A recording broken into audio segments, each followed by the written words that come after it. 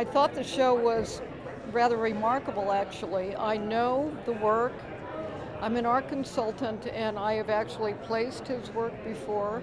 But seeing, you know, the linear, the way it was set up, the installation was kind of perfect, really, and totally interesting. Everybody in there is just almost aghast. It's fascinating because I think most of us, certainly at the early part of the evening, are very familiar with the work, and to see it put together like this is a real treat. I, like so many people here at this great exhibition, was a one-time pupil of Bill Brice's, who, besides being one of the great painters on the West Coast, or for that matter, in this country, was one of the most astonishing teachers.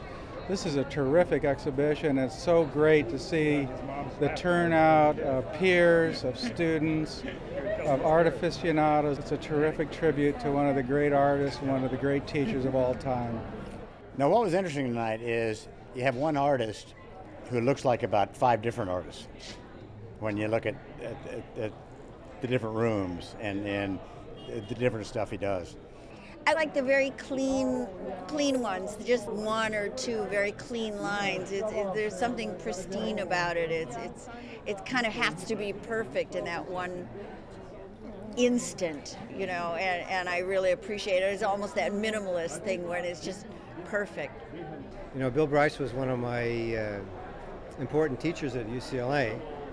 He was a kind of a terror and an inspiration simultaneously. I find myself back in the classroom looking at these drawings, and I'm going over the surface of these exquisite figures, and I'm saying, yes, I remember him talking about how we turn the form in this way, how we'll pull out a line and find a line to describe that particular, that shoulder or that elbow or the curve of that thigh, and how it will tuck around and under and bend the form and bring it back up and then the other side and create this dynamism in the figure. And then, of course, I looked at the later works and the subsequent works, and the thing that was so exciting was how he had transported those ideas into this, from the literal into this kind of abstract iconography. And all the passion and all the kind of the female form was still there, but it was given an architecture and a classicism and a power of sublimation which truly was the mark of a mature artist. Some months ago, Kimberly Davis of LA LOUVER Gallery called me up and said, would I be interested in contributing an essay to the catalog for this exhibition that we're seeing tonight? I leapt at the chance, particularly because I admired Bill Brice's work so much, and yet I never really knew him.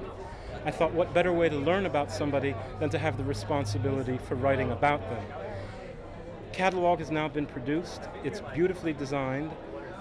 I have a great memory and gratification of having had the opportunity to write about this gifted artist, and the show itself is just sumptuous, illuminating, and soulful.